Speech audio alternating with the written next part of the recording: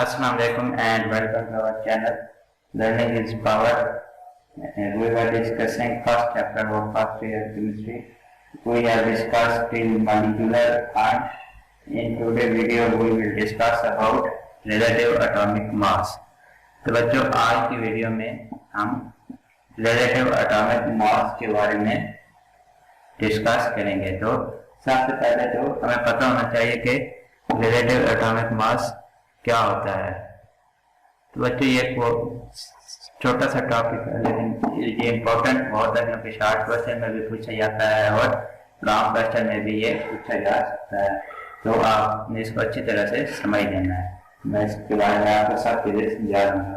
तो बच्चों relative atomic मास basically किसी भी एलिमेंट के एक एटम का मास रहता है जो हम कार्बन के एक एटम के मास से कंपेयर करते हैं, लेकिन कार्बन का मास हमने 12 लेना है। तो relative atomic mass is mass of an atom of an element as compared to mass of an atom of carbon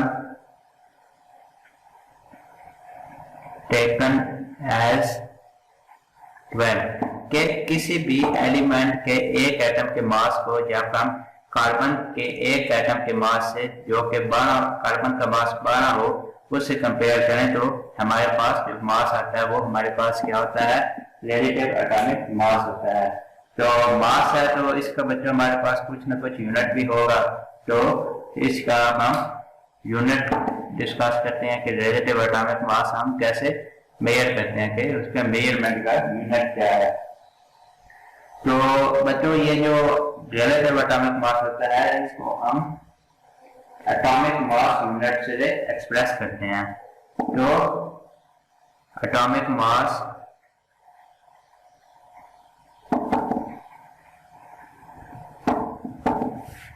is expressed atomic mass is expressed in atomic mass को हम किस में एक्सप्रेस करते हैं, एटॉमिक मास यूनिट में। Atomic mass unit और इसको हम जो एटॉमिक मास यूनिट होता है इसको हम डिनोट कर सकते हैं। किससे डिनोट कर सकते हैं, हम इसको AMU। तो ये हो गया यूनिट इसका रिलेटिव एटॉमिक मास का। तो ये जो एटॉमिक मास यूनिट है इसको आप डिफाइन कर सकते हैं कि एटॉमिक मास यूनिट जो कि रिलेटिव एटॉमिक मास का भी यूनिट है। इसकी डेफिनेशन ये होगी कि ये हमारे पास एक एटम जो होता है कार्बन का उसका 112 होता है। Atomic mass unit is 112 of mass of one atom of carbon के एटॉमिक मास यूनिट कार्बन के एक एटम का 112 होता है। तो ये जो होता है ये हमारे पास क्या होता है, 1 AMU is called 1 AMU। तो 1 AMU की हमारे पास डेफिनेशन बच्चों आ गई कि एटॉमिक मास यूनिट को अगर हम 112 mass of 1 atom of carbon को एक्सप्रेस करें तो वो हमारे पास 1 AMU होता है। 1 AMU में ये होता है कि अगर हम कार्बन का एक एटम के मास का 112 लें तो वो हमारे पास क्या होता है, 1 AMU। 1 AMU जो होता है वो बच्चों हमारे पास कार्बन के एक एटम का 112 मास होता है। तो ये हमारे पास बच्चे हो गया AMU। अब AMU को हम किलोग्राम में भी एक्सप्रेस कर सकते हैं, तो उसको हम एक्सप्रेस कैसे करेंगे कि जो हमारे पास बच्चे बेसिकली एक AMU होता है ना, एक AMU वो हमारे पास होता है 1.66 मल्टीप्लाई 10⁻⁻27 किलोग्राम। और अगर हम इसको मजीद ग्राम में भी एक्सप्रेस कर सकते हैं तो किलो जो होता है ये परफेक्ट होता है 10⁻³ और ग्राम ग्राम आ गया। अब ये बच्चों बेस सेम है तो पावर हमारे पास ऐड हो जाएगी, तो ये बेस सेम है तो पावर हमारे पास ऐड हो गई, यूनिट ग्राम बन गया था। तो जब इसको हम सॉल्व करेंगे -27 + 3 तो ये हमारे पास -24 ग्राम आ गया एक AMU। एक AMU में बच्चों ये हमारे पास ग्राम होते हैं और ये हमारे पास किलोग्राम होते हैं। हाँ बच्चों इसको कुछ एग्जांपल से भी समझने की कोशिश करते हैं कि रिलेटिव एटॉमिक मास को हम एग्जांपल से कैसे समझ सकते हैं। तो हम इसकी आप डिफरेंट एग्जांपल्स देख लेते हैं।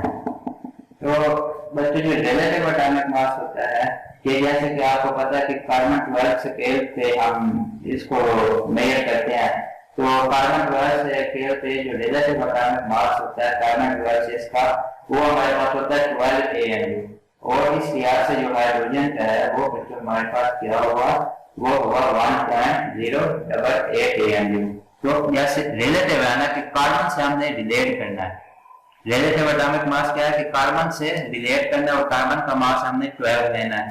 तो जैसे अब जो होता है कार्बन 12 स्केल हमने लेना, कार्बन हमने कितना लेना है 12, जो कि मैं आपको ये पहले भी बता चुका हूँ ये यहाँ पे कि कार्बन का हमने 12 लेना है एटॉमिक मास।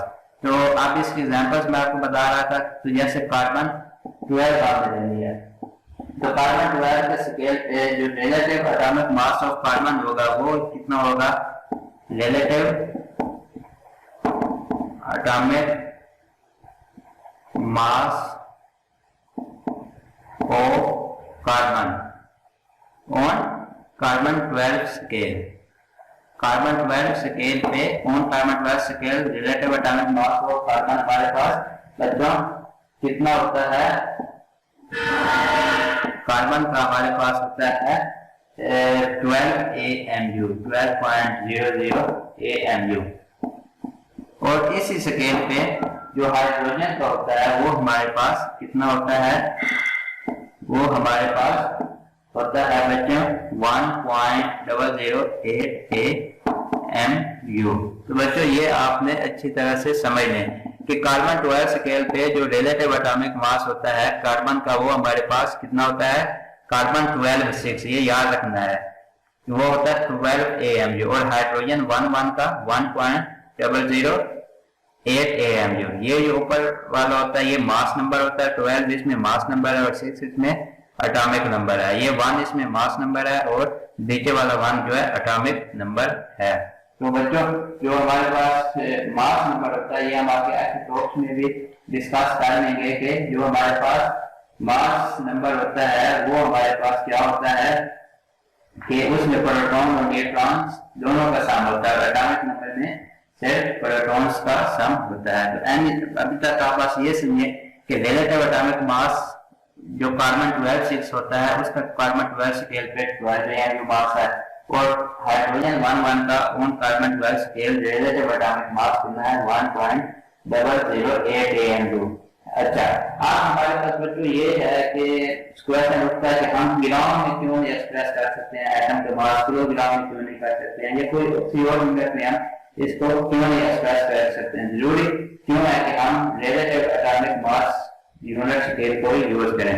तो बच्चों इसकी वजह ये है कि एटॉमिक मास होते हैं एटम के वो बहुत छोटे होते हैं और उनको हम फिजिकल बैलेंस से मेजर नहीं कर सकते हैं, इसलिए हम उनको रिलेट करते हैं कार्बन 12 के साथ। तो इसलिए हमें relative atomic mass unit scale की जरूरत पड़ती है। तो शॉर्ट क्वेश्चन ये आता है आपके बोर्ड के क्वेश्चन में कि Y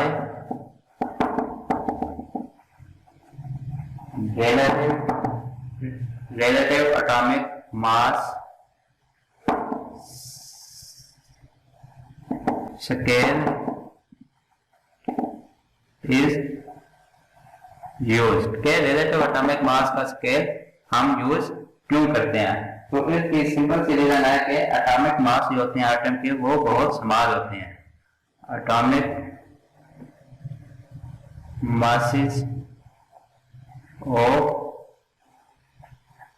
atoms are very small।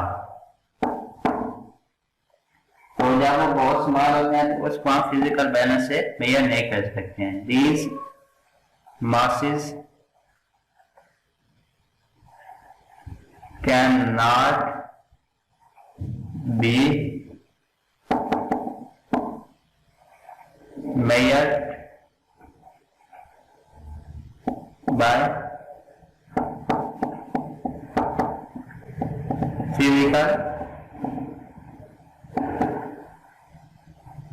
Balance कि ये फिजिकल बैलेंस से मेजर नहीं हो सकते हैं। तो इसलिए हमें रिलेटिव एटॉमिक मास की जरूरत होती है। तो थस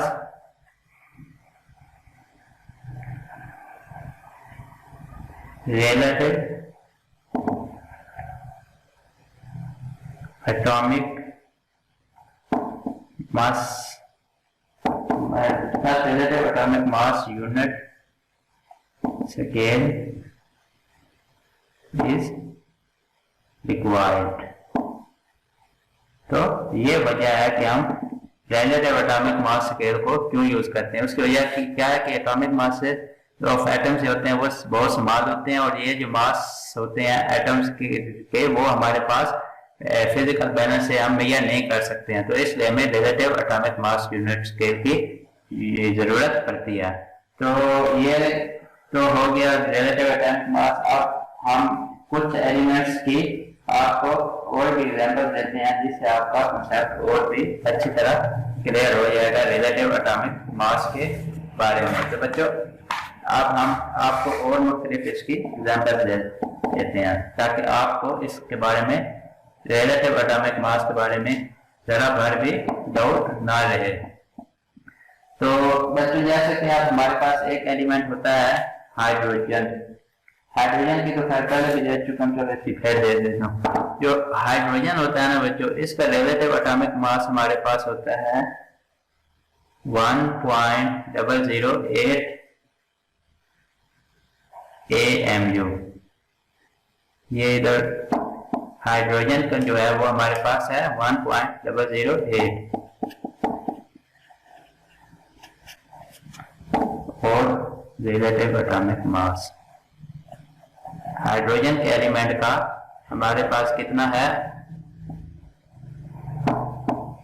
रिलेटिव एटॉमिक मास 1.008। उसके बाद और हम कोई एग्जांपल खर्च किया यूरेनियम। यूरेनियम का बच्चों हमारे पास होता है 238.02 89। तो ये हमारे पास बच्चों होता है यूरेनियम का।